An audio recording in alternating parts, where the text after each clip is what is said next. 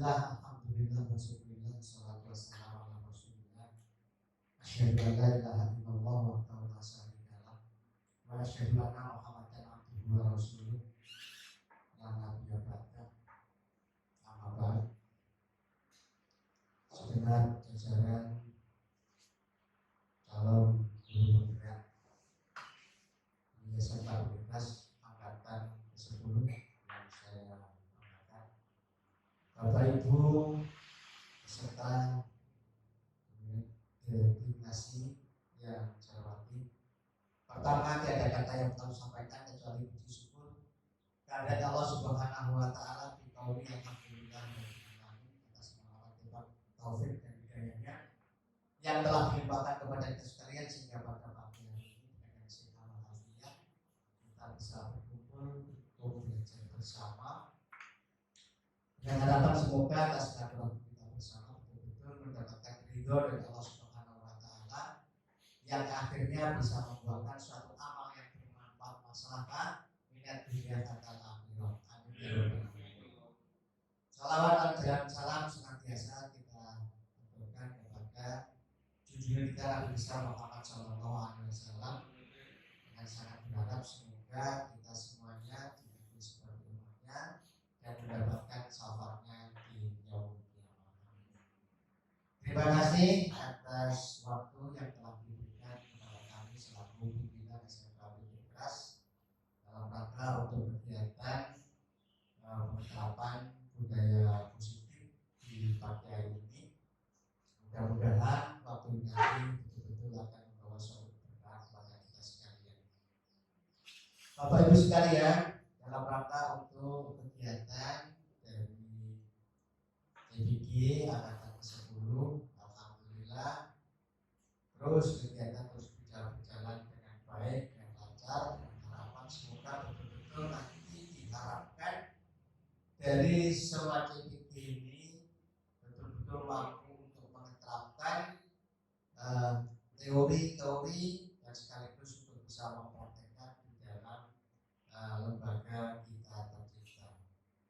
Untuk yang kedua kalinya, Bapak sekalian, dalam rangka untuk pengeterapan budaya positif ini ada beberapa hal yang perlu kita sampaikan, bahwa untuk budaya positif, pengeterapan budaya positif itu identik dengan kita mampu menerapkan, mampu menumbuhkan dalam diri kita masing-masing calon guru ataupun bapak ibu guru ini adalah mampu menerapkan, menumbuhkan di dalam hati kita adalah budaya malu.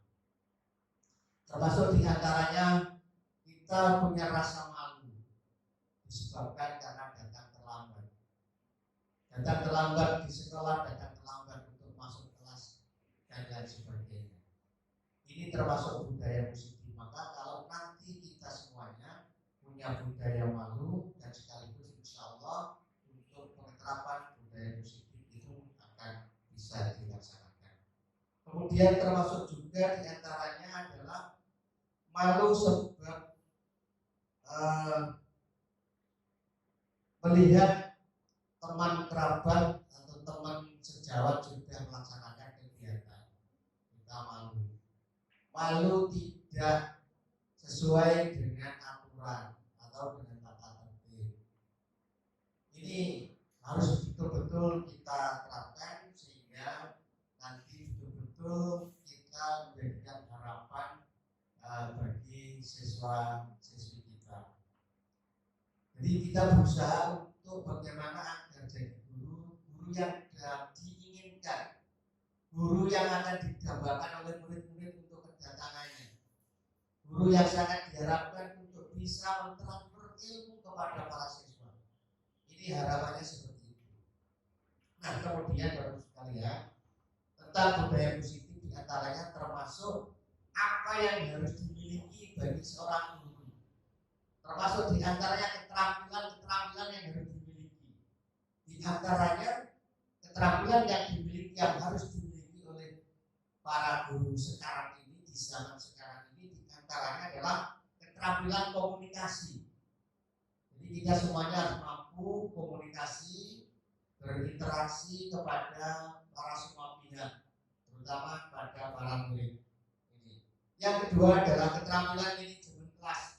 Bagaimana dalam menata kelas, mengatur kelas, bagaimana agar kelas itu betul-betul bisa hidup dan kondusif. Kemudian yang ketiga yang harus kita miliki adalah keterampilan untuk mengajar. Bagaimana dalam menerapkan ilmu pedagogiknya, didaktik metodiknya. Kalau zaman dulu seperti itu, didaktik metodiknya. Kemudian yang keempat adalah keterampilan teknologi. Ini tidak kalah pentingnya karena memang zamannya tidak menuntut demikian, kita harus menguasai teknologi. Kemudian yang terakhir, keterampilan yang harus kita miliki adalah keterampilan kolaborasi. Bagaimana agar kita mampu untuk betul-betul berkomunikasi pada semua pihak, mengkolaborasikan dari masing-masing mapel dan lain sebagainya. Ini harus kita miliki. Oleh karena itu, baru sekalian dalam kegiatan, dalam penerapan budaya positif pada pagi hari ini diharapkan agar semua TPG ini mampu menerapkan teori-teori yang didapat, dan insya Allah yang akan kita harapkan adalah hasil yang maksimal, hasil yang baik, hasil yang mampu diterapkan dan bisa diterapkan oleh murid-murid, para siswa, sehingga para betul-betul senang atas kehadiran guru tersebut. Mungkin itu yang dapat saya sampaikan. Dan hari ini pula jam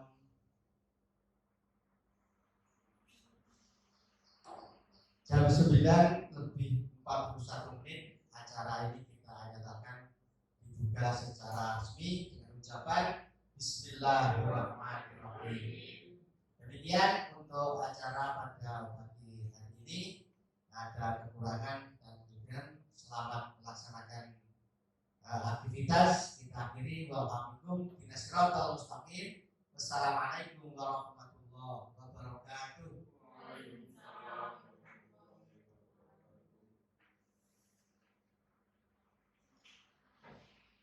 Kami sampaikan terima kasih atas sambutan dan pembukaan yang diberikan oleh Bapak Suwarni selaku pimpinan dari SMK PGRI Keras. Memasuki acara selanjutnya agar diseminasi hari ini membawa berkah untuk kita semua. Perkenalkan, ada satu tambahan acara lagi, yaitu pembacaan doa yang akan disampaikan oleh Bapak Daris Hamdani. Kepada beliau dipersilakan.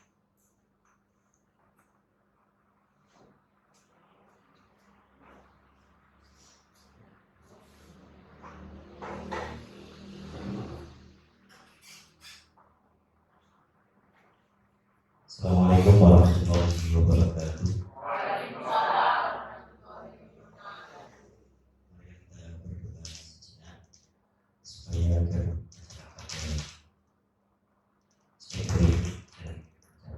ala ladhi sholika al-balaniha.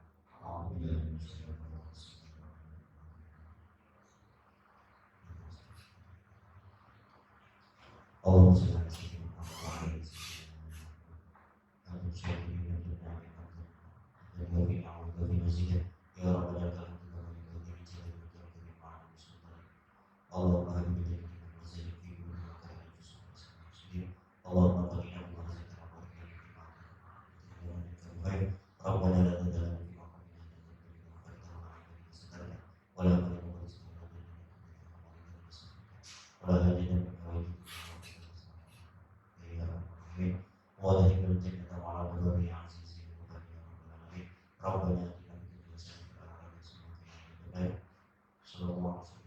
Assalamualaikum warahmatullahi wabarakatuh.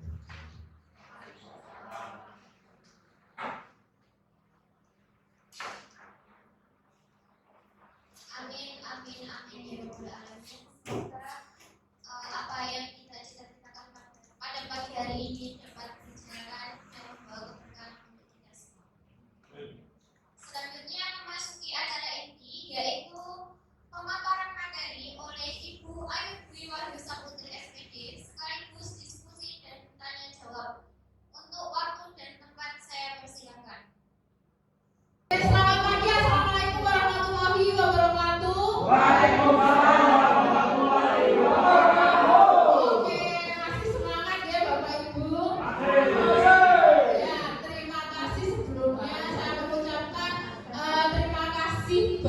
sebanyak-banyaknya karena waktunya Bapak Ibu sudah meluangkan waktunya untuk saya. Jadi hari ini saya akan mendiseminasikan penyebaran pemahaman dan pengalaman penerapan budaya positif di kelas gitu. Nanti kita akan membahas bisa kita terapkan di sekolah juga. Jadi untuk budaya positif nanti bisa diterapkan di kelas dan juga bisa diterapkan di sekolah. Oke, jadi saya ucapkan dulu selamat datang Bapak Ibu guru hebat. Ya, tadi sudah disinggung oleh kepala sekolah. Jadi mari kita bersama-sama, mari kita berkolaborasi untuk mewujudkan disiplin positif di sekolah tercinta kita ini, gitu. Jadi agar sekolah kita ini lebih lebih dikenal masyarakat dengan budaya positifnya. Nah, ini ikhtiar kita bersama, tidak bisa langsung kita wujudkan, tapi kita pelan-pelan mulai dari bawah. Nah, yang pertama, konsep utama modul budaya positif. Jadi saya sudah menyelesaikan modul 1. Jadi ada 1.1, 1.2, 1.3 dan yang terakhir adalah 1.4 yaitu budaya positif. Yang pertama saya pelajari tentang perubahan paradigma belajar. Jadi ini perubahan paradigma belajar yang dulunya pembelajaran berbasis atau teacher center, jadi guru yang berbicara di depan. Nah, sekarang kita beralih ke kurikulum merdeka. Jadi pembelajaran berpusat pada peserta didik. Nah, ini konsep utama modul budaya positif. Yang pertama perubahan paradigma belajar, lalu disiplin positif, lalu kebutuhan dasar manusia, selanjutnya motivasi perilaku manusia, posisi kontrol restitusi, keyakinan kelas dan segitiga restitusi. Nah, ini apa? Mungkin Bapak Ibu di sini belum paham atau belum mengerti. Sekali lagi saya tekankan di sini, saya berbicara di depan bukan untuk menggurui Bapak Ibu guru di sini. Jadi saya ingin mendesiminasikan apa yang sudah saya pelajari begitu. Jadi menyebarkan apa yang sudah saya pelajari di pendidikan guru penggerak ini. Nah, pembelajaran dengan paradigma baru. Nah, pembelajaran sekarang itu dirancang berdasarkan prinsip pembelajaran yang berdiferensiasi. Jadi kita harus mengetahui, jadi siswa itu belajar sesuai dengan kebutuhan dari tahapan perkembangannya. Nah, karakteristik peserta didik kita berbeda, jadi kita tidak bisa mensamaratakan perilaku kita ketika mengajar atau mendidik siswa di kelas. Untuk apa? Karena kita untuk mewujudkan profil pelajar Pancasila. Nah, Bapak Ibu di sini pastinya sudah hafal kan ya? Profil pelajar Pancasila itu apa saja? Yes, sudah hafal? Monggo dicoba. Siapa? Pak Bayu sudah hafal nggih? Apa aja Pak Bayu? Yang pertama, beriman bertakwa kepada Tuhan Yang Maha Esa. Lalu berakhlak mulia, mandiri, kreatif, berintegritas, berkebinekaan global dan bergotong royong. Sip. Alhamdulillah Bapak Ibu semuanya sudah menghafalkan profil pelajar Pancasila. Kalau belum hafal bisa dinyanyikan. Oke. Apa harus menyanyi nih? Boleh ya? Oke. Kita nyanyikan untuk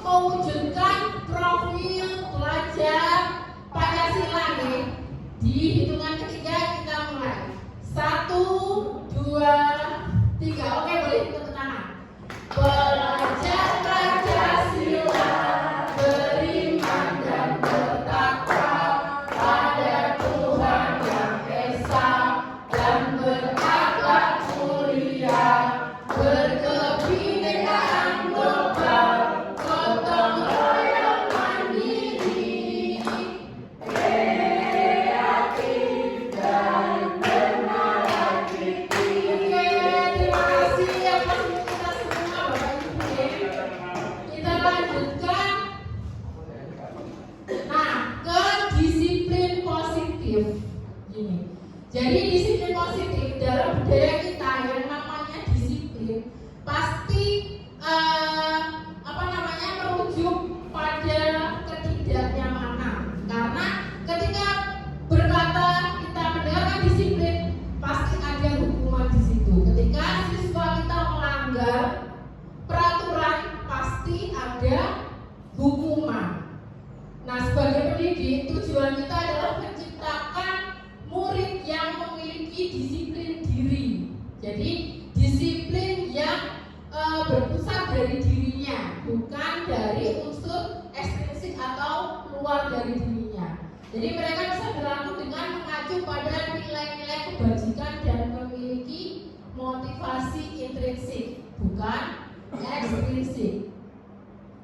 Disiplin positif merupakan salah satu cara menerapkan disiplin yang bertujuan untuk menumbuhkan kesadaran murid untuk melakukan sesuatu tanpa disogok, tanpa diancam, tanpa diberi hukuman. Jadi mereka melakukan disiplin itu tanpa diberi sogokan, ancaman, hukuman, seperti itu. Nah, kita masuk ke kebutuhan dasar manusia. Jadi untuk melakukan sesuatu kita mengacu pada kebutuhan dasar manusia. Bukan hanya murid kita saja, kita pun juga membutuhkan atau punya kebutuhan dasar manusia. Yang pertama untuk bertahan hidup. Kira-kira untuk bertahan hidup apa kebutuhan kita? Yaitu sandang, pangan, papan, seperti itu. Murid kita juga punya kebutuhan dasar itu. Lalu yang kedua, kasih sayang dan rasa diterima. Bapak Ibu di sini juga pasti punya rasa kasih sayang dan rasa ingin diterima, sama dengan murid-murid kita. Murid-murid kita juga seperti itu. Mungkin ketika Bu Maharani di kelas, muridnya ada yang caper, pengen diperhatikan, pengen didekati, ditanyain ada apa dan sebagainya. Nah itu dia itu masuk ke kebutuhan dasar manusia, kasih sayang dan rasa ingin diterima. Mungkin ada yang dikucilkan di kelas, nah dia itu mereka juga punya rasa kasih sayang dan rasa ingin diterima. Lalu penguasaan itu adalah ketika dia bisa melakukan sesuatu di kelas. Nah dia menunjukkan akan penguasaannya. Jadi kita juga sebagai guru juga seperti itu. Ketika kita mempunyai sesuatu yang lebih dari temannya, nah itu masuk ke penguasaan. Lalu kebebasan. Siswa kita pun juga ingin adanya kebebasan. Nah mungkin dia ketika di dalam kelas kita hanya menyuruh mereka untuk mengerjakan tugas-tugasnya tanpa ada jeda atau tanpa ada istirahat. Nah itu dia pun ingin merasakan kebebasan. Mungkin nanti ketika dia ingin merasakan kebebasan, mereka tidak mengerjakan tugasnya tepat waktu. Nah itu salah satu dari kebutuhan dasar manusia. Kita lanjut ke kesenangan. Nah, siswa kita pun juga punya kesenangan. Mungkin di kelas ada siswa kita yang bernyanyi. Ada apa tidak Bapak Ibu? Ada. Jadi kita mendidik di depan mendorong siswa-siswi kita untuk belajar aktif, tapi ada yang menyanyi. Nah ada juga yang bermain handphone. Nah itu juga masuk dalam kebutuhan dasar manusia. Kesenangan dia bermain game di dalam kelas, seperti itu. Nah itu juga masuk ke kebutuhan dasar manusia. Lanjut di motivasi perilaku manusia. Jadi motivasi ya. Motivasi kita itu adalah ketika kita akan melakukan sesuatu, itu pasti ada dorongan dari diri kita sendiri. Jadi ketika kita melakukan sesuatu, mesti motivasimu apa? Pasti ada motivasinya. Nggak mungkin kita melakukan sesuatu tanpa ada motivasi. Jadi motivasi timbul dari diri seseorang secara sadar maupun tidak sadar gitu. Ini motivasi perilaku manusia ada 3. Yang pertama, menghindari ketidaknyamanan dan hukuman. Jadi ketika murid kita melakukan disiplin diri karena ia takut dihukum, dia melakukan disiplin karena takut ada hukuman dari guru. Nah, ini merupakan motivasi intrinsik. Lalu yang kedua, mendapatkan imbalan dari orang lain. Jadi murid melakukan disiplin karena ingin mendapatkan imbalan. Ini merupakan motivasi eksternal. Jadi mulai sekarang kita sebagai guru jangan sedikit-sedikit memberikan imbalan kepada siswa, kepada murid kita, karena itu akan menjadi kebiasaan mereka. Mereka melakukan sesuatu karena ada imbalan dari guru. Kalau tidak ada imbalan dari guru, mereka tidak mau melakukan sesuatu seperti itu. Lalu kita lanjutkan menghargai nilai-nilai kebajikan diri sendiri. Nah, di sini murid melakukan disiplin diri karena sadar akan nilai kebajikannya sendiri. Jadi mereka sadar untuk menghargai nilai-nilainya. Ini merupakan motivasi intrinsik, jadi motivasi dari dalam dirinya. Oke. Kita lanjutkan dulu. Nah, konsep disiplin dengan identitas gagal, Bapak Ibu bisa dicermati di sini. Mungkin dari kita atau saya sendiri juga pernah menerapkan ini. Ada hukuman dan juga ada penghargaan. Hukuman itu pasti menyakitkan bagi siswa kita karena hukuman itu sifatnya adalah dari kita yang menentukan, bukan kesepakatan dengan murid kita. Lalu tidak nyaman,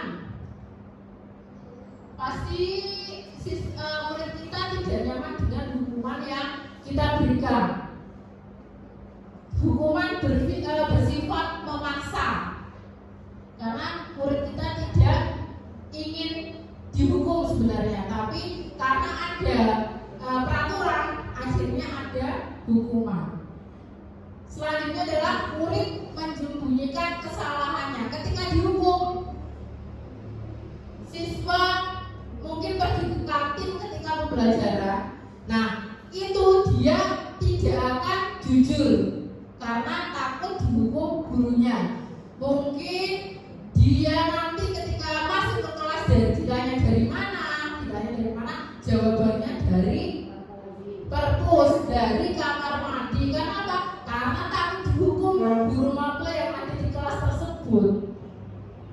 Selanjutnya adalah murid menjadi rendah diri. Jadi dia menjadi merasa rendah diri karena ada hukuman yang diberikan guru tersebut.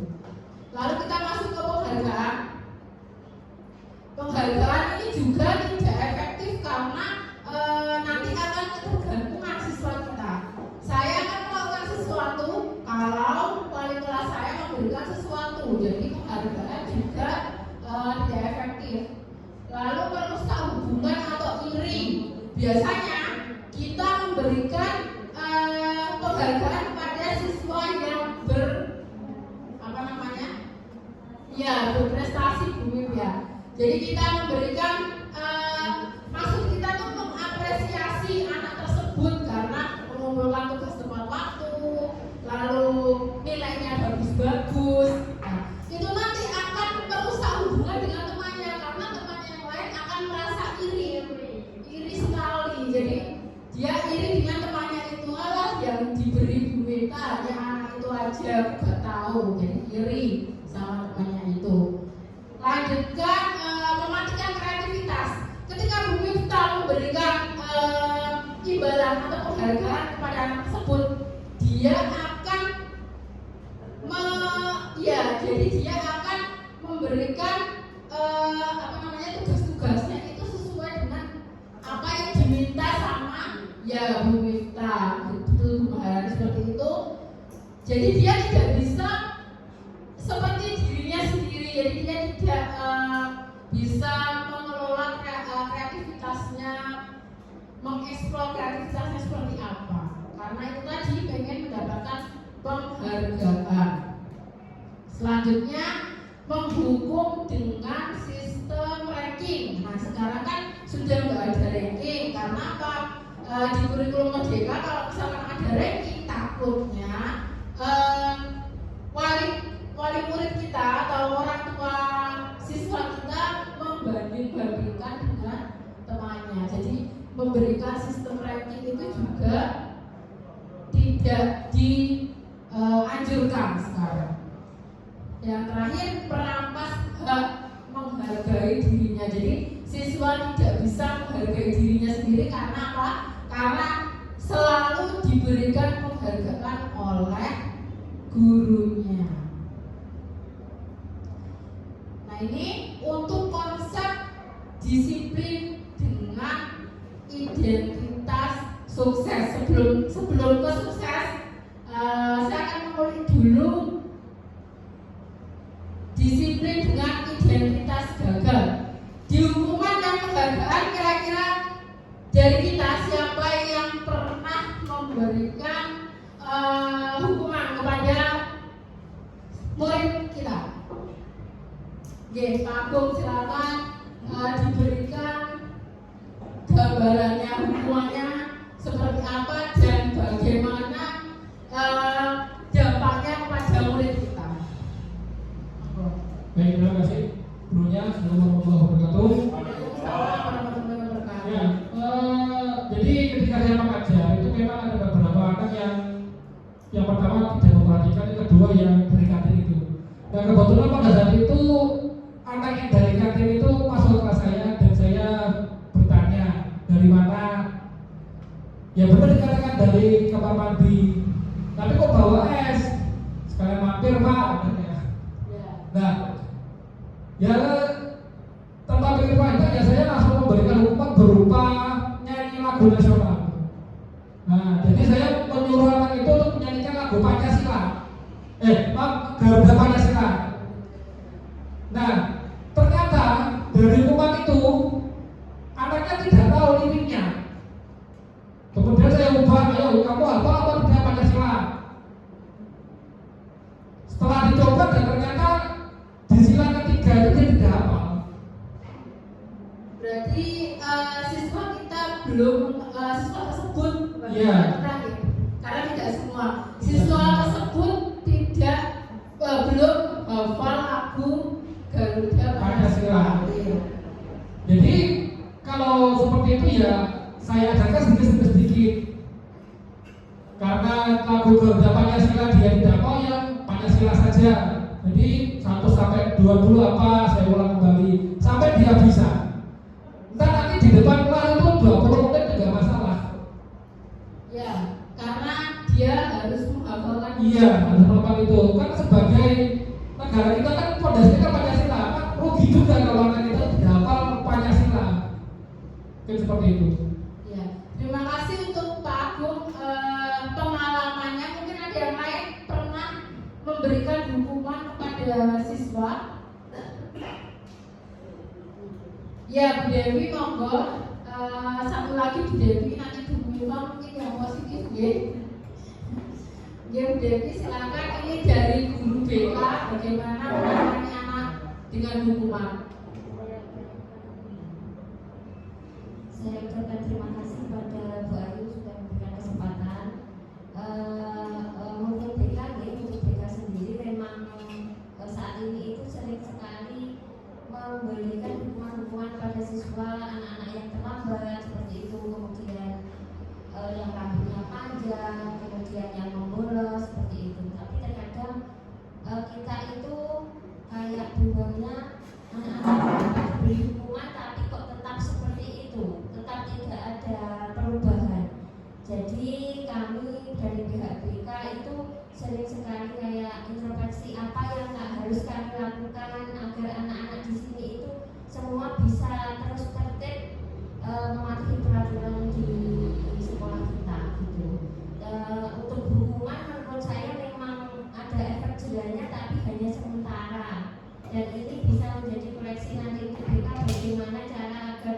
meraih hati anak-anak supaya tidak perlu hukuman tapi anak-anak bisa tertib seperti itu, dan itu juga harus dikomunikasikan dengan semua pihak yang ada di sekolah seperti itu. Ya, terima kasih Bu Devi untuk pengalamannya. Alhamdulillah ini sudah disinggung dikit-dikit sama Bu Devi. Jadi nanti kita bagaimana cara mengatasi anak, kita diskusikan bersama bagaimana cara mengatasi siswa kita berubah menjadi lebih baik tanpa memberi hukuman. Apakah bisa? Pertanyaannya seperti itu. Apakah bisa? Masih seperti itu pertanyaannya. Ya, kita yakini dulu bahwa ini akan membawa perubahan. Jadi kita lakukan sedikit demi sedikit, pasti tidak akan langsung membawa perubahan, tidak Bu, tapi kita lakukan sedikit demi sedikit. Lanjut. Nah, konsep disiplin dengan identitas sukses. Kalau tadi identitas gagal itu ada apa?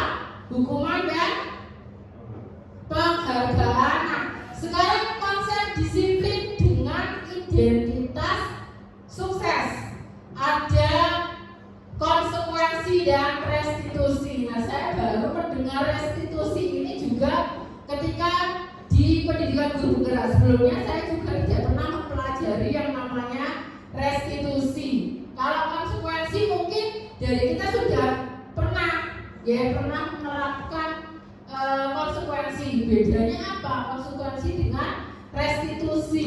Konsekuensi itu penguatan jangka pendek. Jadi ketika kita memberikan konsekuensi kepada siswa, dia akan berubah dalam jangka pendek saja. Jadi mungkin sekarang dia berubah, tapi minggu depannya kembali lagi.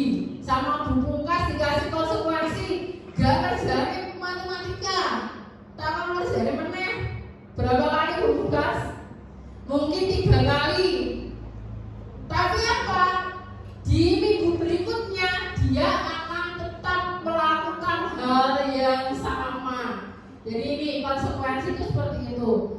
Yang kedua perlu monitoring berkelanjutan. Bu Pungkas harus melihat siswa tersebut, si A, apakah sudah berubah. Jadi Bu Pungkas setiap masuk ke kelas itu menanyakan lagi di siswa itu, apakah dia bisa berubah dengan konsekuensi yang sudah saya berikan, gitu.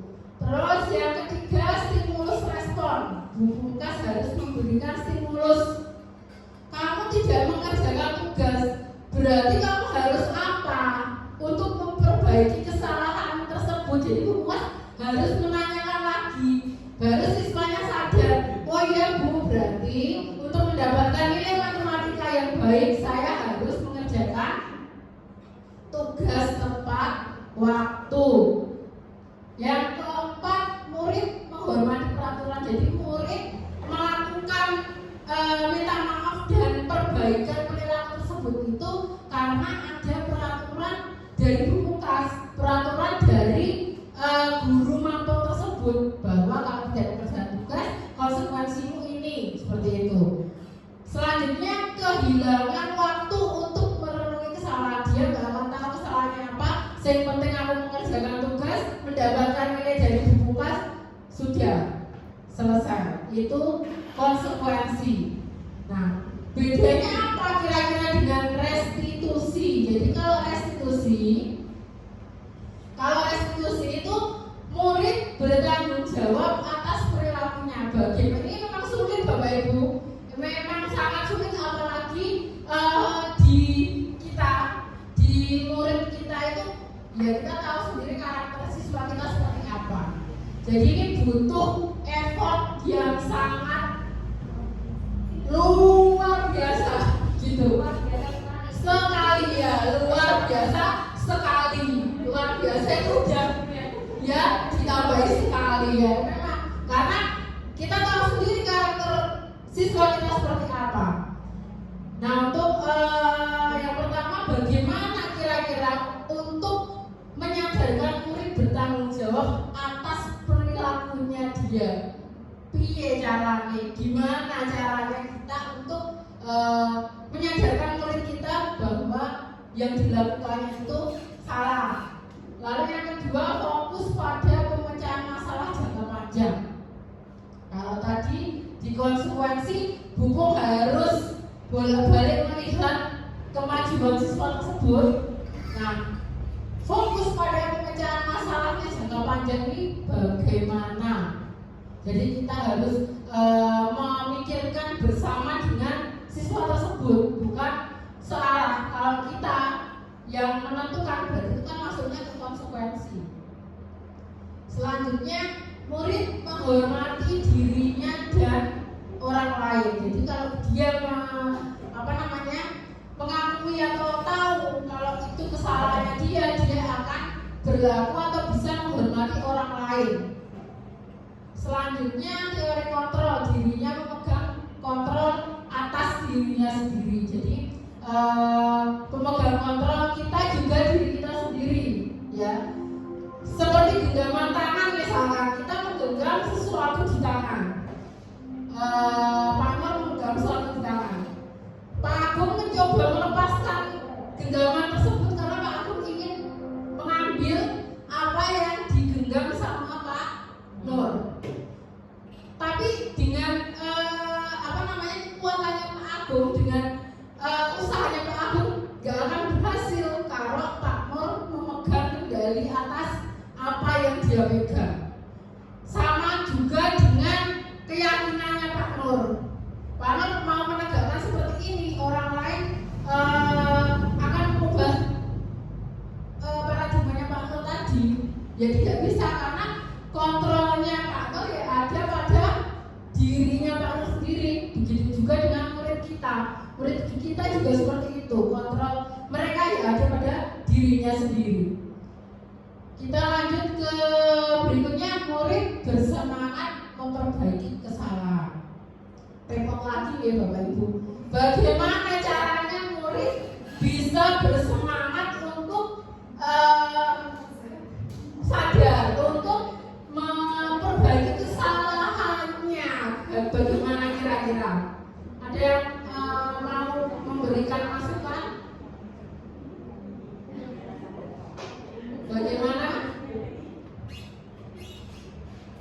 Bagaimana kira-kira Bapak Ibu?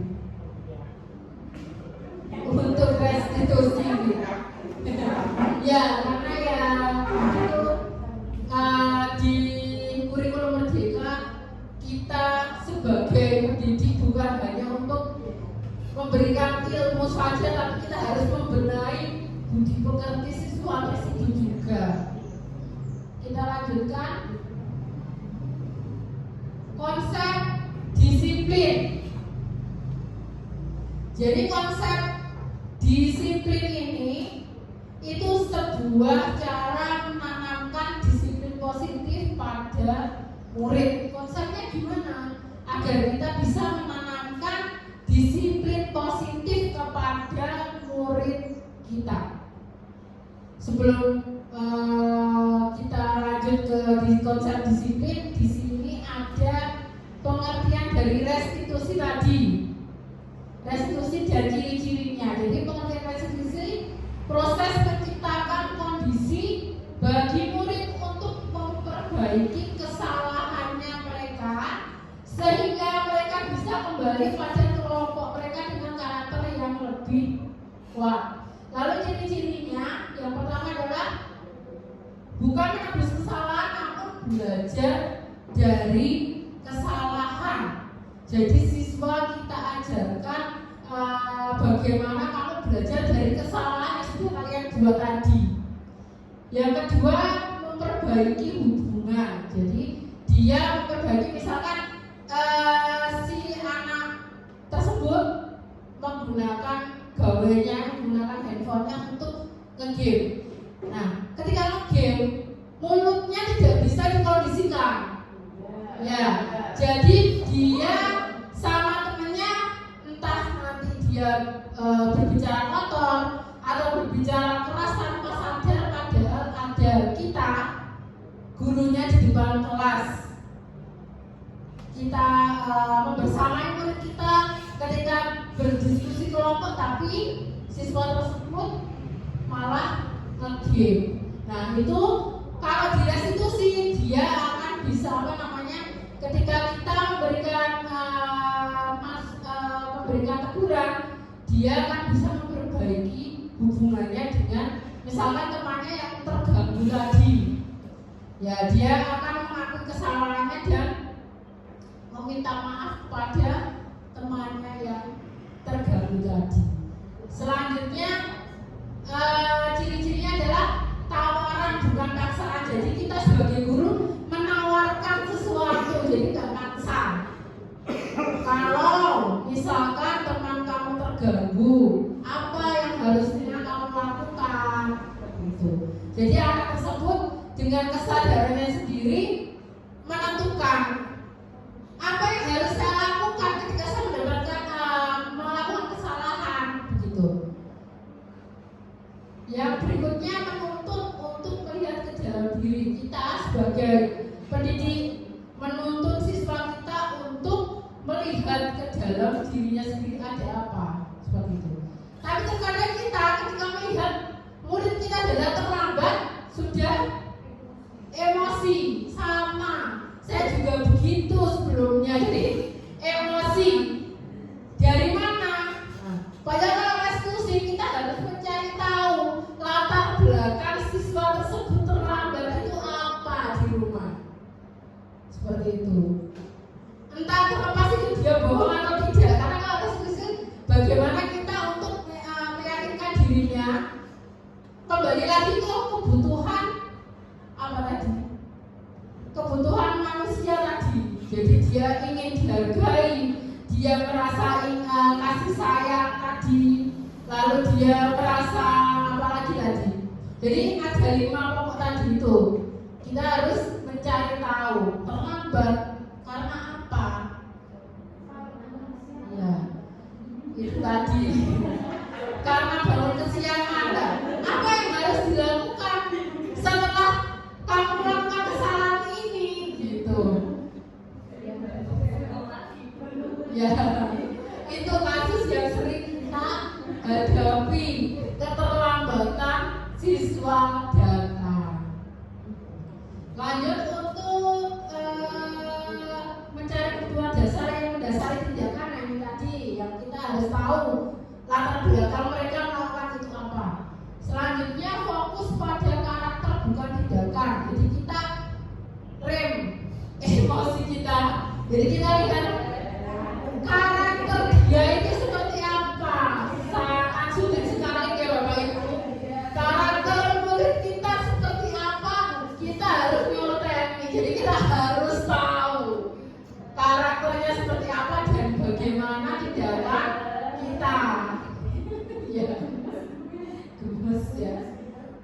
Lanjut ke menguatkan dan fokus pada solusi. Kita memberikan penguatan, memberikan ketika dia baik Bu, berarti besok saya tidak akan tidur kemalaman lagi agar tidak datang terlambat. Nah di situ kita memberikan solusi dan penguatan. Nah ini perbedaan contoh murid tidak mengerjakan tugas ini, cluenya murid tidak mengerjakan tugas. Nah ini perbedaannya antara hukuman, konsekuensi dan restitusi. Biar Bapak Ibu mendapat pencerahan, tidak bingung apa bedanya hukuman, konsekuensi dan restitusi. Jadi hukuman itu guru menghukum murid tersebut dengan lari di lapangan sebanyak 10 kali. Gak mengerjakan impas sama Bu Nurma, silakan lari di lapangan 10 kali. Seperti itu. Setelah itu Bu Nurma marah.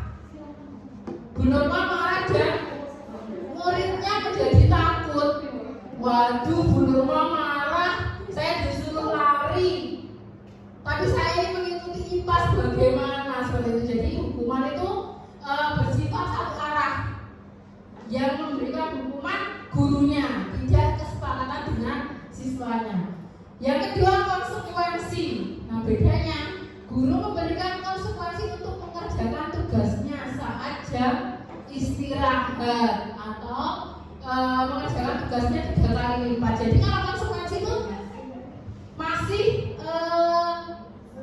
searah ya, masih berkesinambungan dengan tugasnya gitu. Berarti yang diberikan Pak Agung tadi benar hukuman atau konsekuensi? Pak Agung tadi kan suruh menyanyi, ya jadi masuknya ke hukuman, benar Pak Agung tadi masuknya ke hukuman karena tidak searah dengan tugasnya gitu. Nah di konsekuensi guru tegas dan murid menghormati peraturan. Jadi gurunya dibaliknya didukung tadi. Gurunya takut lah, muridnya takut. Wah kok ambil buku gak dikasih nilai. Jadinya dia menghormati peraturan yang diberikan guru kas. Lanjut ke restitusi. Guru menanyakan ini yang harus kita lakukan Bapak Ibu. Antara hukuman, konsekuensi dan restitusi, yang paling baik itu adalah restitusi. Dan paling berat, paling baik dan juga paling berat. Ya, jadi ini kita sebagai guru menanyakan keyakinan kepada murid Pak Nur, bagaimana ini? Menanyakan keyakinan kelas dan dirinya untuk membantu siswa dalam menyelesaikan masalah. Sampai nyapa gak kerjanya tugasku bahasa Indonesia, Pak Nur seperti itu. Berarti lupa Pak Nur. Lupa berarti harusnya bagaimana Pak Nur? Kalau menerapkan restitusi. Assalamualaikum warahmatullahi wabarakatuh. Waalaikumsalam. Memang dilihat kondisi surat kita memang kalau kita menerapkan restitusi itu sangat sulit sekali. Karena yang salah tuh dengan yang tidak salah tuh banyak yang salah. Ya, salah sama bisa. Saat kita menerapkan seperti itu, kita kehabisan waktu untuk mengajar yang baik. Karena apa? Hukumannya 1, 2, sampai hampir satu kelas sama. Kesalahannya diulang lagi. Ya karena kalau saya tugasnya tidak kerjakan, saya takut sampai dia kerjakan. Walaupun hasilnya berapa, saya tidak menghiraukan nilainya. Yang penting aku prosesnya mengerjakan. Gak mikir benar atau salah. Yang penting kerjakan seperti itu.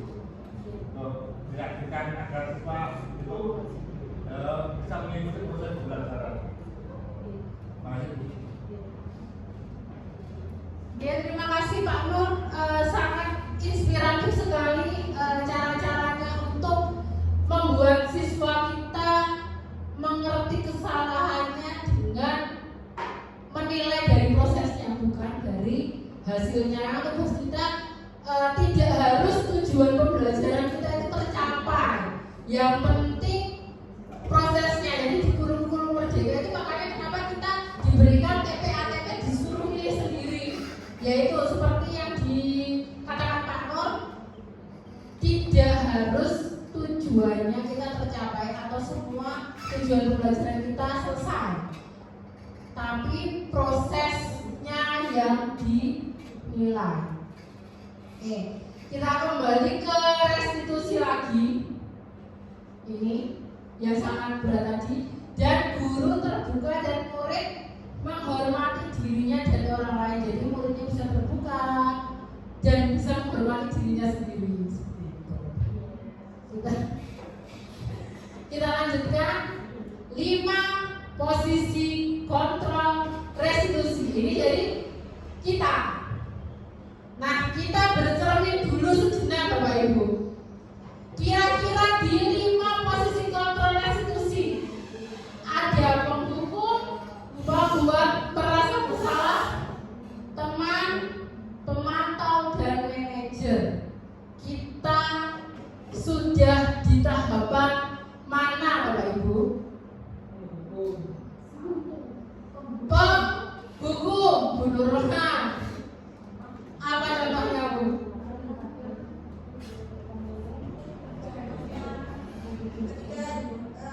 Posisi menghukum sebagai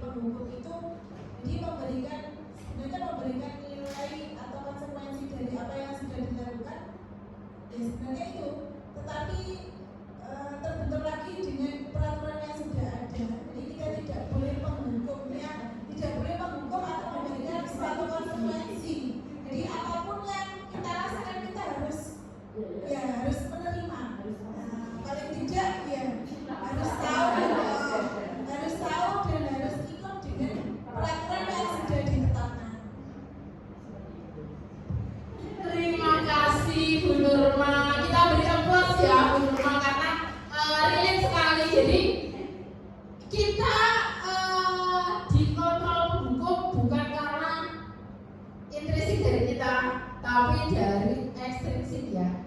Jadi bukan dari diri kita sendiri, tapi memang sudah ada peraturan seperti itu. Nah, itu dari penghukum. 5 posisi kontrol sebagai penghukum.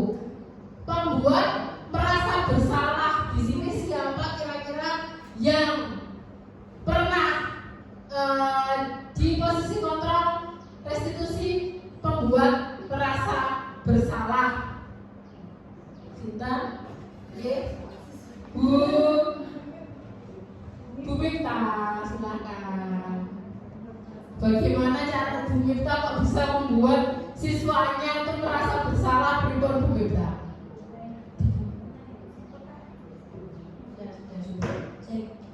Terima kasih sebelumnya.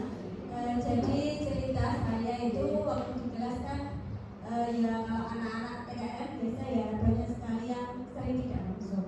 Nah ketika anak itu masuk, lalu saya secara bertatap muka jadi 4 mata begitu. Dan kondisinya memang di kelas itu ramai, tapi anaknya saya panggil ke depan saya. Lalu saya tanyakan masalahnya dia, saya forwardkan ke dia. Nah dari situ dia saya beri tahu kalau coba kamu sekarang introspeksi diri, kesalahan kamu apa, lalu kalau seperti ini kamu seterusnya pada tahu bagaimana, sampai akhirnya itu dia bersedih, teringat orang tuanya sampai meneteskan air mata. Itu benar. Jadi kalau menurut saya sebenarnya kalau anak-anak itu kalau didekati dari hati itu lebih mengenang daripada hanya sekedar dihukum atau dimarahi itu. Jadi saya tidak hanya menghukum, memang hukum itu perlu ya, tapi tidak terlalu sering. Jadi anak-anak yang bermasalah itu sering saya dekati, saya panggil, saya bicara empat mata dengan dia. Nah itu kurang lebih supaya kami itu bisa istilahnya bisa lebih dekat ya, dan lebih dekat dalam hal bukan yang lain, tapi kita lebih bisa mendalami latar belakang siswa tersebut seperti itu. Oke, terima kasih, inspiratif sekali Bu Mifta. Kita beri tepuk tangan buat Bu Mifta. Ya, jadi yang dilakukan Bu Mifta ini sudah mendekati ke restitusi sebenarnya. Jadi Bu Mifta mau berdialog intim ya dengan siswanya. Jadi berdialog tanpa ada orang lain. Jadi hanya siswa kita, jadi hanya murid kita aja, nggak ada orang lain. Jadi kita itu sudah masuk ke dalam restitusi. Teman. Nah, di sini kira-kira siapa yang menjadi temannya siswa kita? Oh, Bu Maharani. Oh. Apa yang pengalamannya menjadi restitusi posisi kontrol menjadi teman? Jadi ini kalau dikatakan teman juga bisa juga tidak, Bu Ayu. Karena jadi gini, kita sebagai guru BK kan dituntut untuk melayani siswa dimanapun siswa berada dalam kondisi apapun. Betul.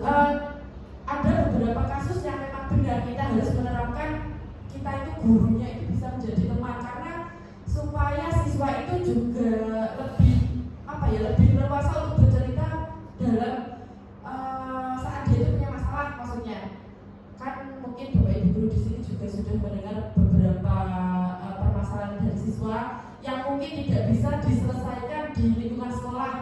Jadi saya sendiri sebagai perwakilan guru BK juga harus siap-siaga untuk mengatasi masalah tersebut di luar sekolah.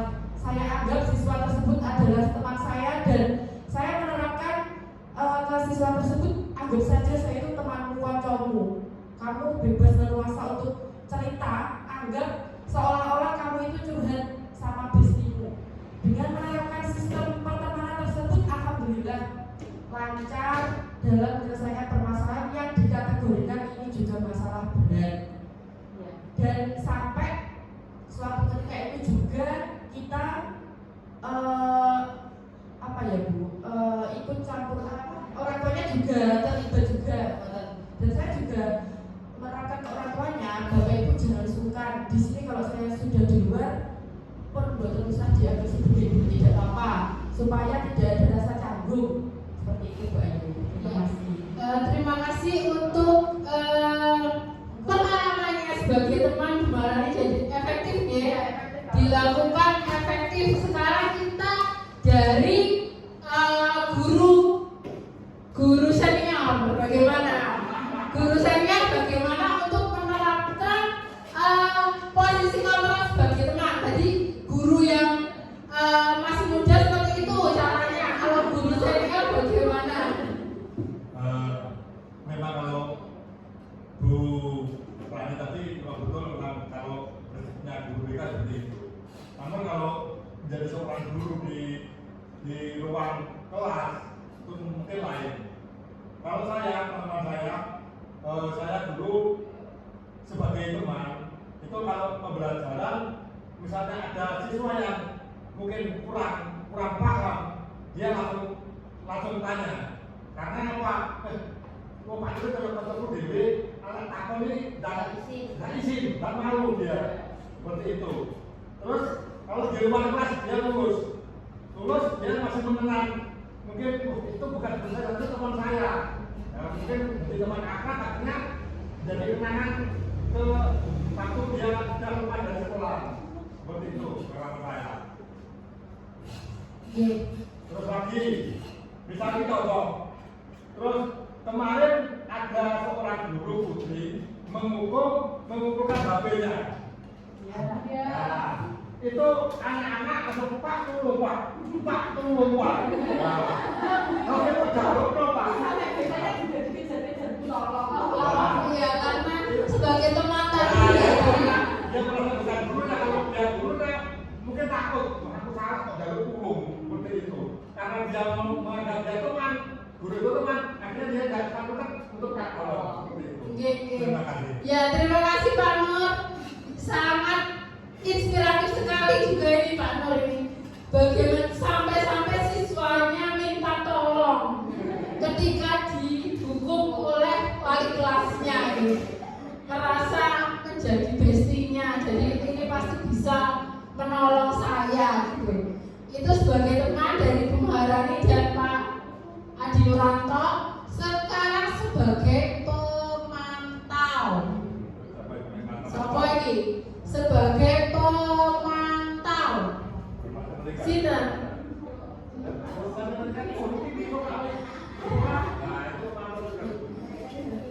Sebagai pemantau dan sebagai manajer yang paling tinggi sendiri. Siapa yang pernah sebagai pemantau di sini? Nah, kita kalau kita masih dalam zaman pemantau piye?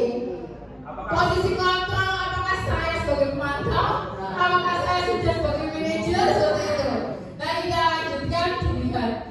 Nah, nih, contoh penerapan posisi kontrol. Dulunya murid datang terlambat ke sekolah. Kalau penghukum Bu siapa tadi penghukum? Pak Agung ya, penghukum. Salah Bu Nurma tadi. Jadi kalau penghukum gurunya pasti gini, patuhi aturan sekolah, lalu silakan bersihkan kamar mandi. Jadi dihukum tidak searah dengan tugasnya. Patuhi aturan sekolah, lalu silakan bersihkan kamar mandi seperti itu.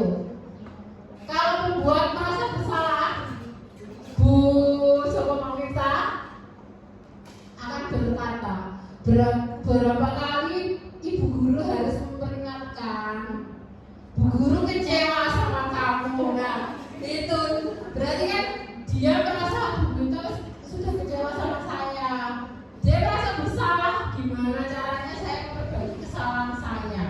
Jadi dia merasa bersalah, dirundung pilu ya. Jadi karena Bu Mita berbicara, saya kecewa sama kamu.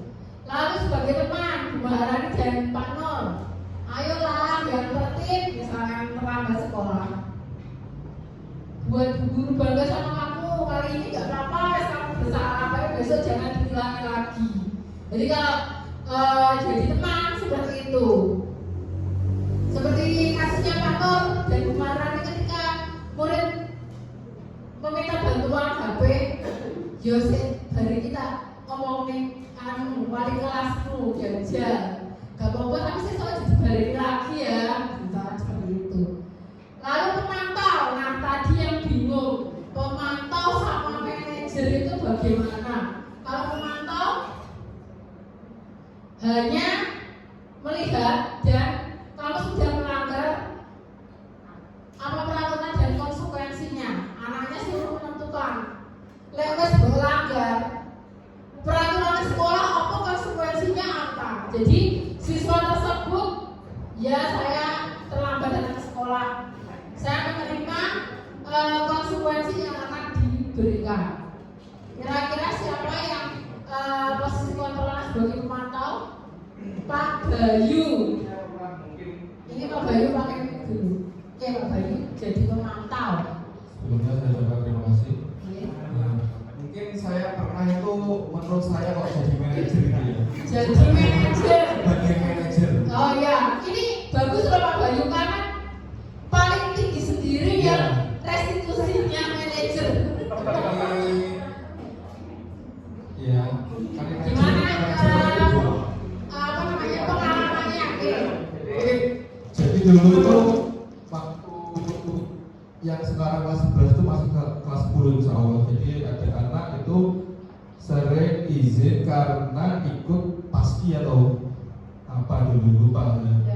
Nah itu kan pasti masalah tugas dan lain-lain seperti praktek dan lain sebagainya itu kan tak pernah mengerjakan dulu. Jadi izin tidak pernah mengerjakan. Kemudian ketika akhir semester genap ujian itu sumatif ya kalau sekarang. Nah itu saya tagih, tapi saya juga memperkirakan kemampuan anak tersebut. Jadi nggak mungkin lah kalau anak ini bisa mengerjakan 3 praktek sekaligus dalam satu waktu. Akhirnya saya kasih pilihan. Jadi enaknya kamu mengerjakan apa atau kamu dikasih hukuman apa untuk readinya gitu Bu. Ya bukan hukuman sih, jadi tetapi saya lebih ke menawarkan. Jadi saya nggak sesuai dengan keinginan saya juga sebetulnya. Cuma saya menawarkan bagaimana yang intinya kamu ada tanggung jawab untuk berbagi dan kamu ada tanggung jawab untuk mengikuti pertemuan yang terlambat dulu yang dia nggak ikut ya. Terima kasih mungkin dulu. Ya terima kasih Pak Bayu untuk pengalamannya. Jadi menerapkan posisi kontrol sebagai manajer sekaligus penerapan pembelajaran berdiferensiasi.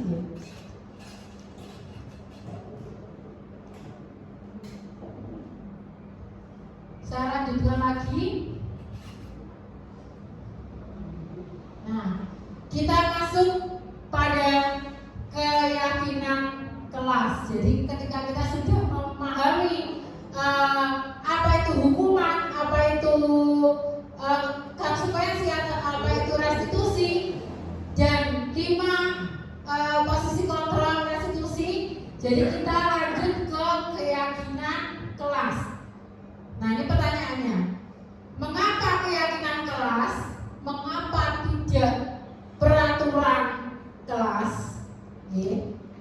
Mohon tadi kesepakatan kita adalah tidak bermain handphone di dalam ruangan ya. Jadi mohon diperhatikan dulu keyakinan kelas. Mengapa keyakinan kelas? Mengapa tidak peraturan kelas? Jadi pertanyaan pemantiknya ini, mengapa kita memiliki peraturan tentang penggunaan helm pada saat mengendarai sepeda motor? Karena apa?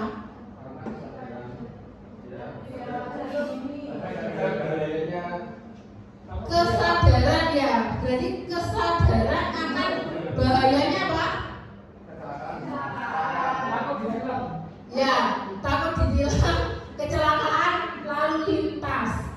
Nah, apakah ini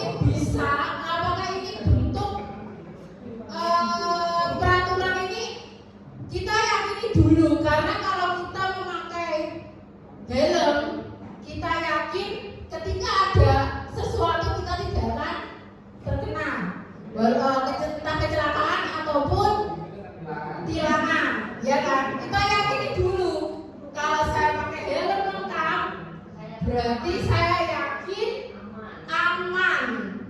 Nah yang kedua, mengapa kita memiliki peraturan tentang menggunakan masker dan mencuci tangan?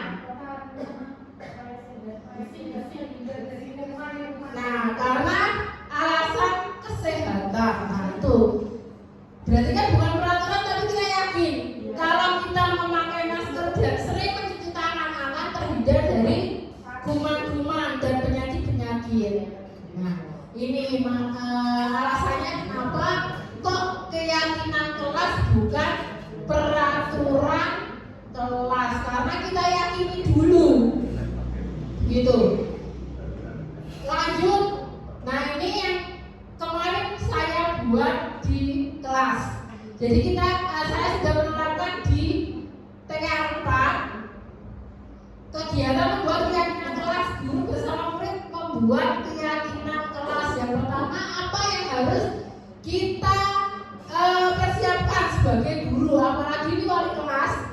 Jadi wali kelas nanti ketika tahun ajaran baru diberikan amanah sebagai wali kelas lagi, Bapak Ibu wajib untuk, karena kemarin arahan juga dari pengawas kita, jadi Bapak Ibu wajib untuk membuat keyakinan kelas di kelasnya masing-masing. Apa yang harus dilakukan? Yang pertama adalah berdiskusi dulu. Kita berdiskusi dengan siswa kita tentang peraturan apa saja yang boleh dan tidak boleh dilakukan di kelas. Setelah itu merumuskan peraturan menjadi keyakinan. Peraturannya tadi yang seperti ini tadi dirubah dari peraturan, dirubah menjadi sebuah keyakinan. Kalau tadi ini peraturannya tentang menggunakan helm pada saat mengendarai sepeda motor, keyakinannya merasa aman.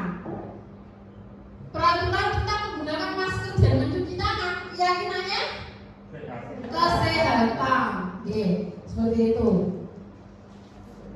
Nah, setelah kita merumuskan peraturan menjadi keyakinan, lanjut ke menempelkan keyakinan kelas itu di kelas. Jadi nanti setelah diskusi merumuskan peraturan menjadi keyakinan, lalu menempelkan keyakinan kelas di kelasnya Bapak Ibu masing-masing. Jadi anak-anak ketika membuat kesalahan kita bisa, kan kemarin sudah kita buat keyakinan kelas, kenapa kamu melanggar, gitu. Jadi keyakinan kelas kita tempelkan di depan, lalu ketika siswa tersebut melakukan kesalahan atau melanggar, konsekuensinya apa yang sudah ditentukan oleh kelas tersebut. Seperti itu. Lanjut. Nah, ini contoh dari keyakinan kelas yang sudah dibuat di kelas 10 TKR 4. Yang pertama, disiplin waktu. Yang pertama. Jadi teman-temannya yang terlambat biasanya itu jadi merumuskan. Yang pertama disiplin waktu, yang kedua belajar dengan semangat, yang ketiga saling menjaga kebersihan, lalu saling menghormati sesama, menghargai guru atau teman yang sedang berbicara, menerapkan 5S, dan menggunakan handphone untuk pembelajaran. Seperti itu di kelas 10 TKR 4. Nah, bagaimana kita membentuk keyakinan kelas? Yang pertama itu kalimatnya lebih abstrak dari peraturan. Kalau yang tadi dari peraturan diubah menjadi keyakinan. Lalu yang kedua, berupa pernyataan universal, dibuat dalam bentuk positif, sedikit saja agar mudah diingat, sesuai dengan kondisi kelas dan sekolah agar mudah diterapkan. Lalu semua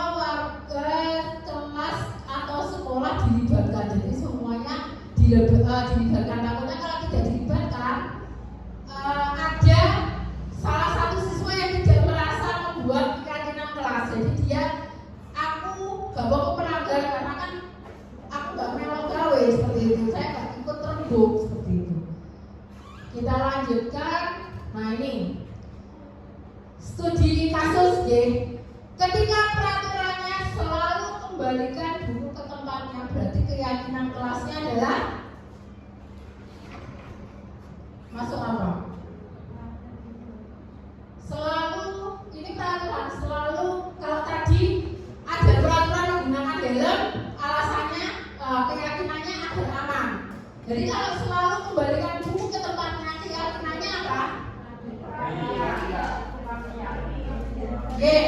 Jawabannya kerapian kita lihat nanti Sekarang dilarang mengganggu orang lain, menghargai orang lain Yang ketiga, hadir di sekolah 15 menit sebelum pembelajaran dimulai. Disiplin waktu. Dilarang melakukan kekerasan. Dilarang melakukan kekerasan.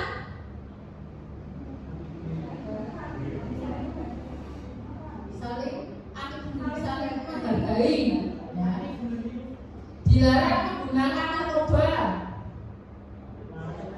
Kesehatan. Bergantian atau menunggu giliran. Ketertiban, sabar. Gunakan masker. Kesehatan, jangan berlari di kelas atau koridor. Keselamatan, mari kita lihat jawabannya. Nah, selalu kembalikan buku tempatnya berarti bentuk tanggung jawab dari siswa tersebut. Dilarang mengganggu, betul tadi menghormati. Hadir di sekolah, berkomitmen, jadi komitmennya dia untuk hadir tepat waktu.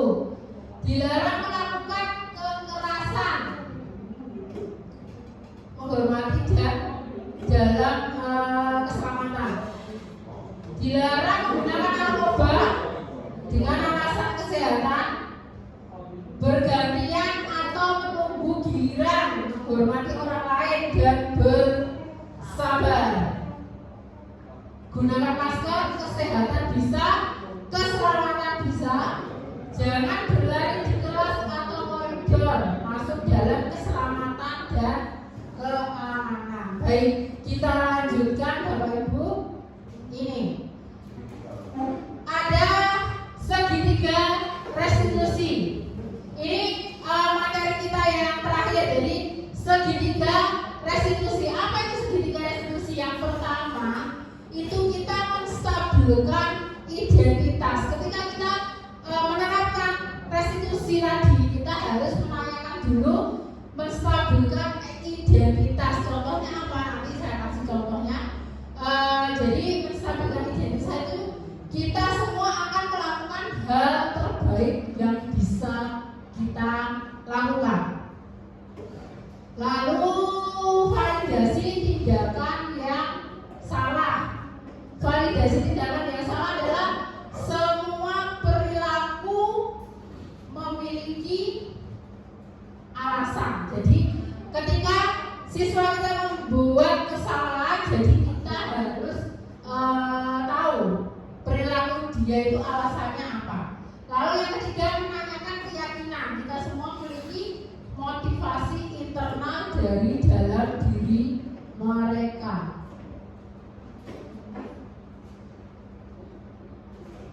Ini contoh ketika saya melakukan restitusi di kelas 10 TKN 4 bersama Fajar.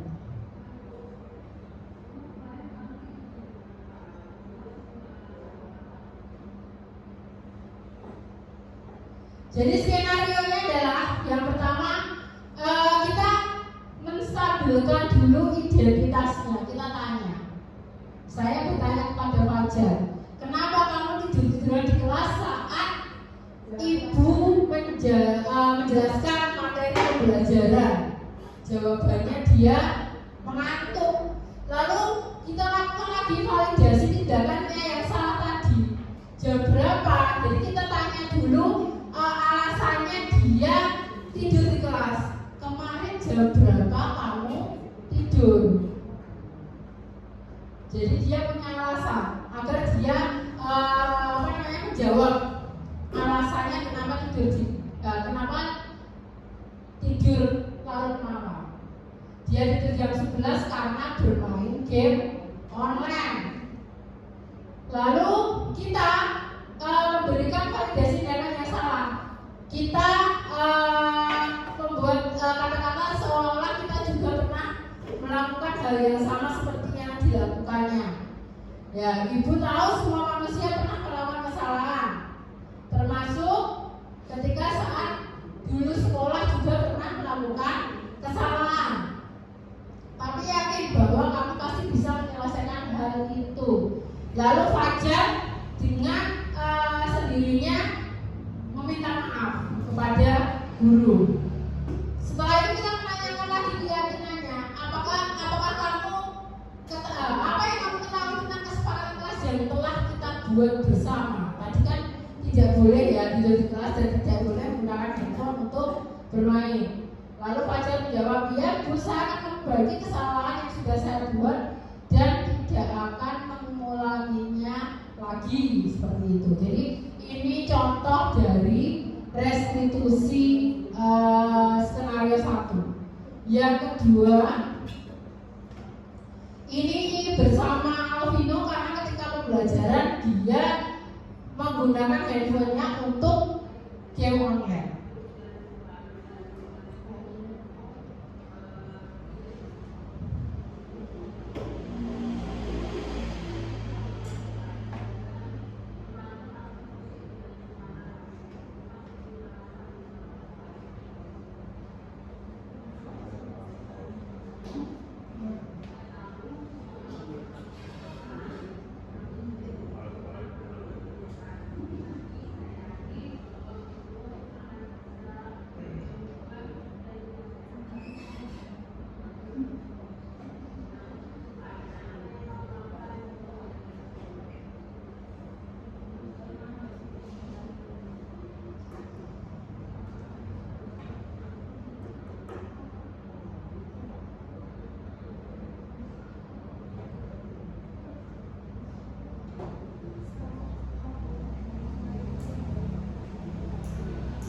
Jadi ini skenario 2, bermain game saat pembelajaran. Alvino bermain game ketika pembelajaran berlangsung.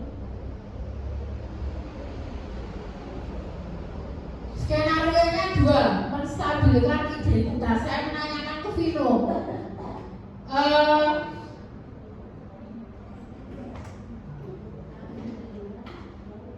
ya, jadi sebenarnya saya menanyakan ke Vino, ini yang tadi Pak saya ke Vino, kenapa kamu melakukan bermain handphone ketika di dalam kelas? Terus Vino kesalahan tadi kenapa? Lalu Vino menjawab, ya Bu, saya bermain game di kelas. Lalu validasi tindakan yang salah apa? Apa yang kamu lakukan sehingga temanmu terusik karena temannya merasa terganggu. Yang tadinya dia HP-nya berisik dan juga suaranya keras ya. Terus saya bermain game dan juga bersuara. Lalu berikutnya saya tahu tadi karena kita memberikan validasi tindakan yang salah. Lalu Vino meminta maaf kepada guru. Setelah itu saya menanyakan untuk kedepannya apa yang akan kamu lakukan jika pembelajaran dimulai atau pembelajaran berlangsung. Nah, di sini apakah dia akan sadar atau akan mengulangi hal serupa? Di situ Vino menjawab dia akan memperbaiki kesalahannya dan tidak mengulangi bermain game saat pembelajaran. Jadi ini contoh dari restitusi yang kemarin saya lakukan ke Fajar dan Vino. Nah, mereka ini memang tidak hanya saya yang ada di situ ya. Jadi banyak guru mampu juga yang memerlukan hal yang sama. Lanjut, jadi ini Bapak Ibu untuk renungan kita untuk diseminasi hari ini. Jadi dalam penerapan program disiplin positif, hendaknya guru memiliki standar kepribadian profesional dan sosial baik, di mana kita sebagai guru mampu merefleksi pada posisi kontrolnya saat ini. Ada berapa tadi posisi kontrol Bapak Ibu? Ada 5. Jadi kita sebagai apa? Sebagai penghukum, sebagai pembuat merasa bersalah, sebagai teman, lalu sebagai pemantau, dan yang ketiga adalah sebagai manajer. Nah itu, jadi kita harus tahu, mampu merefleksi, saya ini posisi kontrolnya di mana, seperti itu. Dan yang baik saya terapkan di murid kita itu yang mana, gitu.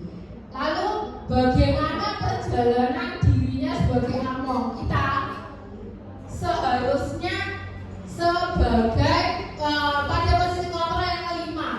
Jadi kita itu sebagai manajer seharusnya yang menuntut murid menjadi insan mandiri, merdeka, dan bertanggung jawab agar kita bisa mewujudkan visi dari sekolah kita yang apa? Berkarakter dan sesuai dengan profil pelajar Pancasila. Begitu Bapak Ibu. Oke. Sekarang refleksikan. Baik Bapak Ibu, saya bagikan post-it-nya. Oke, untuk refleksi kita hari ini, silakan dituliskan 3 hal. Yang pertama, hal baru apa yang mengubah paradigma saya yang saya dapatkan hari ini. Jadi apa yang Bapak Ibu dapatkan dari diseminasi yang saya lakukan hari ini? Nomor 1. Nomor 2, perasaan apa yang muncul selama mengikuti diseminasi ini, khususnya mengenai materi budaya positif. Lalu yang ketiga, saya akan menjadi pendidik seperti apakah setelah mengikuti diseminasi ini. Oke. Sebelum saya bagikan post-it-nya dan ditanyakan Bapak Ibu, sebelum saya membagikan post-it-nya dan ditanyakan, tidak ya, saya bagikan, silakan dituliskan ketiga-tiganya lalu ditempelkan di kertas plano di depan. Oke.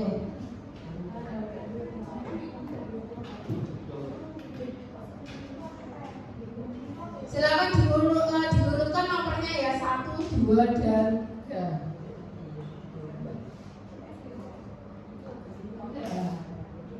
Kan ketiga-tiganya ditulis Bu. Jadi hal baru apa, perasaannya, dan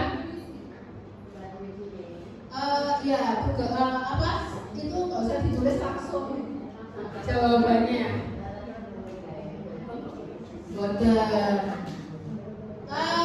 Di yang singkat, jelas, dan padat juga boleh.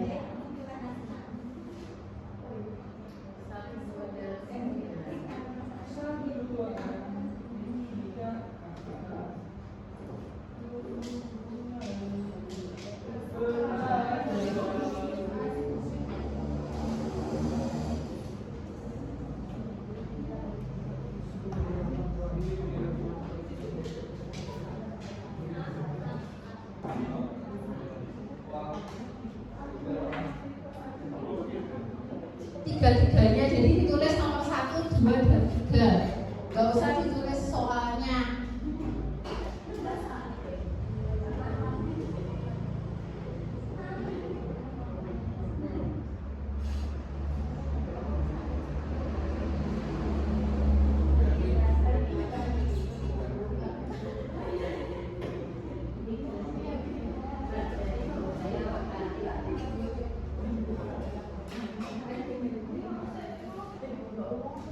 Oke, silakan Bapak Ibu refleksi untuk hari ini. Ada 3, silakan ditulis perasaannya bagaimana, paradigma baru apa yang didapatkan, dan juga ingin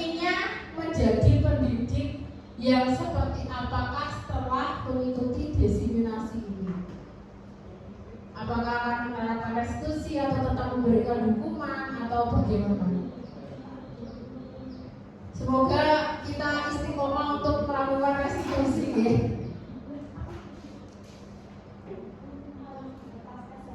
Oh iya.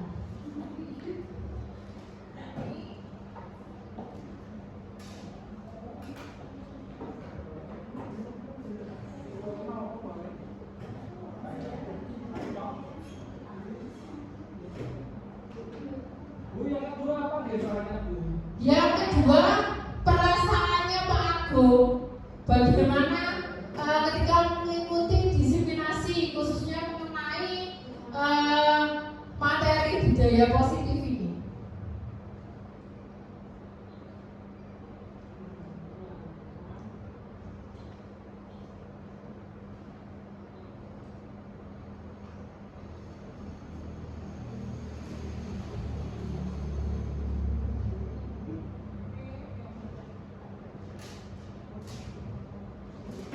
Sudah. Ketiga, Pak Agung akan menjadi pendidik yang seperti apa setelah mengikuti diseminasi ini?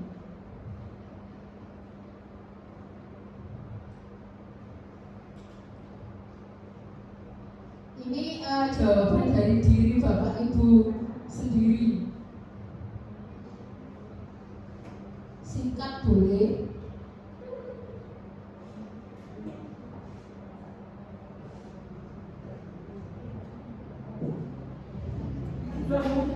Sudah, silakan ditempelkan di depan. Enggak, ya itu ditulis langsung ditulis ditempelkan nomor 1, 2, dan 3. 1, 2, 3.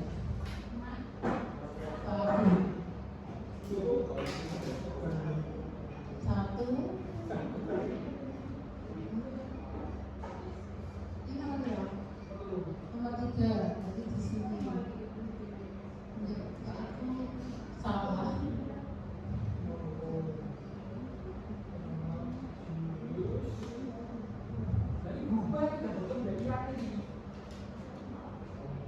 Ya itu yang benar. 1, 2, 3. Oke. Silakan Ibu Endang Pukaswati.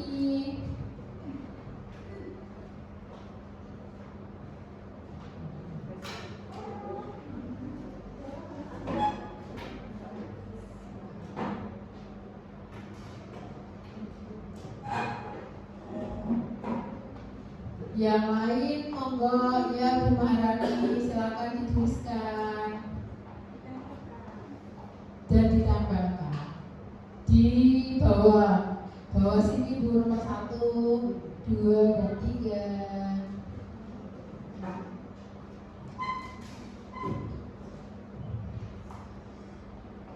Yang lainnya silakan.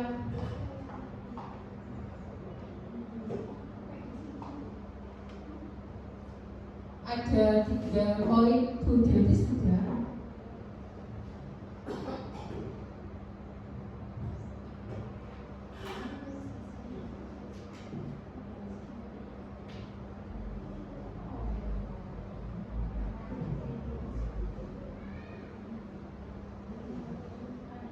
Diurutkan di nomor 1 dari kiri. 1, 2, dan 3.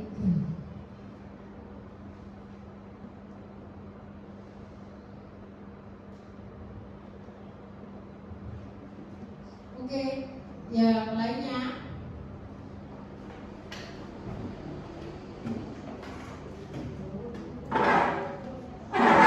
Ya, Pak Kor bisa di atas sendiri yang sini yang nomor 1. Di sini.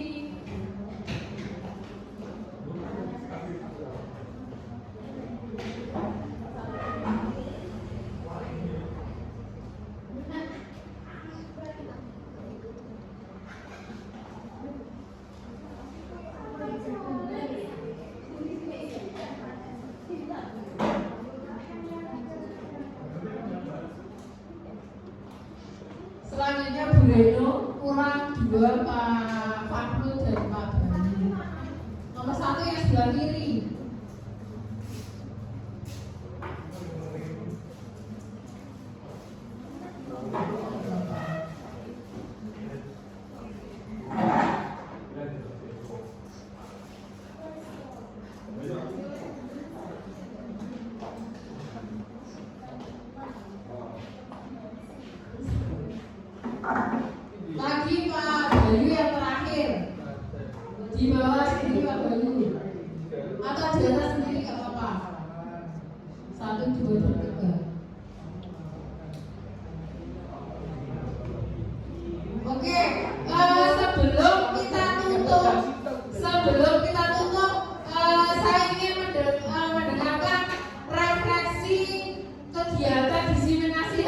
dari Bu Endang Pungkas yang menjadi guru senior di sini dan juga Pak Fakhrul yang menjadi guru sangat junior di sini. Jadi ada dua guru, yang satu guru senior dan junior. Refleksi hari ini.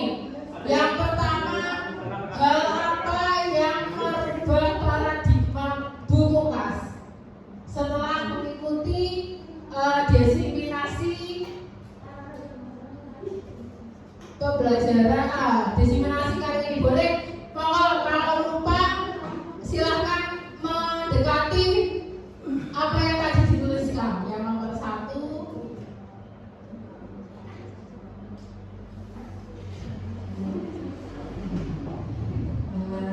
ini untuk saya untuk refleksi hari ini apa yang mengubah paradigma Bu Pungkas yang Bu Pungkas terapkan. Paradigma yang mungkin saya akan lakukan yaitu mengikuti disiplin ini untuk restitusi, untuk mengarah restitusinya. Terus kemudian untuk yang perasaan apa yang muncul selama mengikuti diseminasi ini khususnya mengenai materi budaya positif.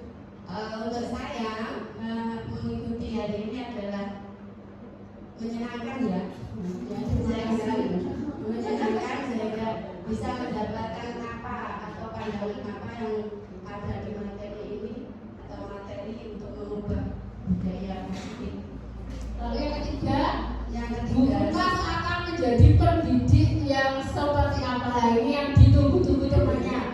Bu Pungkas setelah mengikuti diseminasi ini kira-kira akan berubah menjadi pendidik yang bagaimana, Bu Pungkas? Yang ketiga ya, saya akan menjadi pendidik yang seperti apa setelah mengikuti diseminasi ini. Ya. Saya akan berusaha menjadi manajer. Posisi kontrol manager ya. Manajer yang baik. Ini masih berusaha ya. Ya, itu diperlukan dari diri dulu Bu, untuk merubah. Itu yang mungkin saya akan saya lakukan untuk refleksi hari ini dan mudah-mudahan saya bisa melakukan untuk yang akan datang. Amin. Terima kasih untuk kontribusinya untuk kemajuan sekolah kita bersama. Aplaus untuk Bu Endang Pungkas. Yang selanjutnya guru senior junior paling junior di SMK PGRI Keras Mulu, Pak Fakhrul bisa maju di depan untuk di sini sama seperti Bu Pungkas atau mendekati tulisannya tadi boleh. Silakan Pak Fakhrul untuk hal baru di tengah sih kawan. Ya. Baik, assalamualaikum warahmatullahi wabarakatuh. Waalaikumsalam warahmatullahi wabarakatuh. Sebelumnya terima kasih Bu Ayu atas penyampaian materi hari yang sangat luar biasa. Nah, mungkin di sini saya menjawab terkait refleksi dari kegiatan hari ini. Nah, yang pertama itu hal baru apa yang mengubah paradigma saya yang saya gambarkan hari ini. Nah, mungkin dari pemaparan yang Pak Bu Ayu sampaikan tadi. Nah, di sini yang saya dapat itu lebih mengarahkan dan memahami karakter siswa. Jadi guru itu tidak hanya berfokus pada hukuman, tapi berfokus pada bagaimana memahami karakter siswa yang mereka ajar. Nah, itu mungkin untuk yang poin pertama. Untuk yang poin kedua, perasaan apa yang muncul selama mengikuti diseminasi ini, dan khususnya mengenai materi budaya positif. Nah, sebenarnya untuk yang kedua ini saya bulan. Nah, bunganya kenapa? Karena berdasarkan pengalaman saya yang masih sedikit mengajar di SMK ini, saya bunganya gini. Untuk awal ini saya lebih suka memantau siswa daripada menghukum siswa. Karena saya masih belum tahu karakter bagaimana ibu guru atau pak guru yang belajar di sini. Apakah misal ada siswa yang terlambat itu berhukuman atau ya udah dibiarkan saja. Nah, saya masih dibayar di situ. Misalnya contohnya kemarin, nah setelah saya meminta siswa untuk melakukan LKS, ternyata ada siswa yang tidak melakukan LKS. Nah di sana saya tidak memberikan hukuman, tapi saya bertanya gini, misalkan kamu nggak punya LKS, terus misalnya gini, terus misalkan kamu nggak ada LKS, terus kamu belajarnya waktu ujian gimana? Terus dia bilang bahwa belajar kelompok sama temennya. Nah saya bimbang itu benar-benar nanti belajar atau enggak, itu saya juga nah itu kan kayak restitusi yang restitusi yang manajer pemantau itu pemantau. Jadi sebenarnya saya gitu, ntar ini misalkan saya kasih itu kedepannya belum dilakukan atau enggak. Nah karena masih baru, jadi saya belum pernah sekali memberikan hukuman kepada siswa. Nah mungkin berdasarkan penyampaian Bapak ini tadi yang terkait poin 3, saya akan menjadi pendidik yang seperti apa setelah mengikuti desiminasi ini. Nah berdasarkan materi yang tadi disampaikan Bu Ayu, ya berarti saya harus lebih menekankan pemahaman karakter pada siswanya kalau berdasarkan materi hari ini. Tapi saya juga itu menurut juga, apakah kedepannya nanti misalkan saya menerapkan itu, siswanya bakalan maksudnya menghormati saya atau tidak gitu. Oh gitu ya. Terima kasih Pak Harun untuk refleksi hari ini. Mungkin dari saya, Assalamualaikum warahmatullahi wabarakatuh. Waalaikumsalam warahmatullahi wabarakatuh. Kita beri tepuk tangan untuk Pak Harun.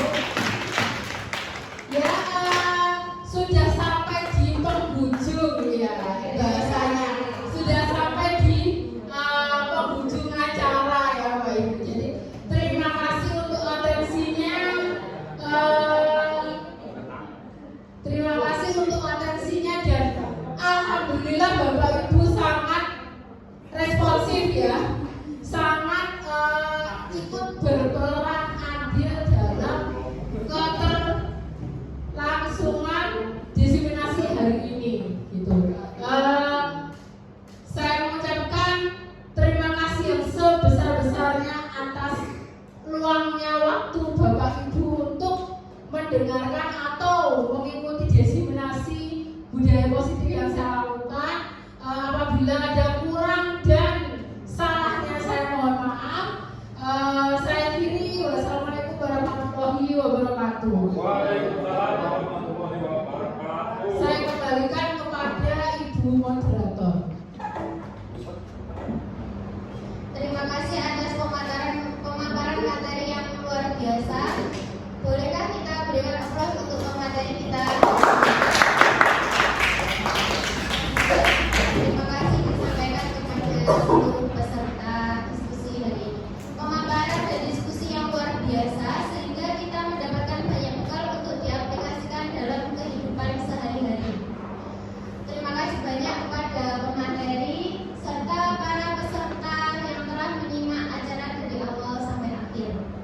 Saya menyampaikan mohon maaf atas salah kata dan perbuatan. Akhir kata terima kasih dan wassalamualaikum warahmatullahi wabarakatuh.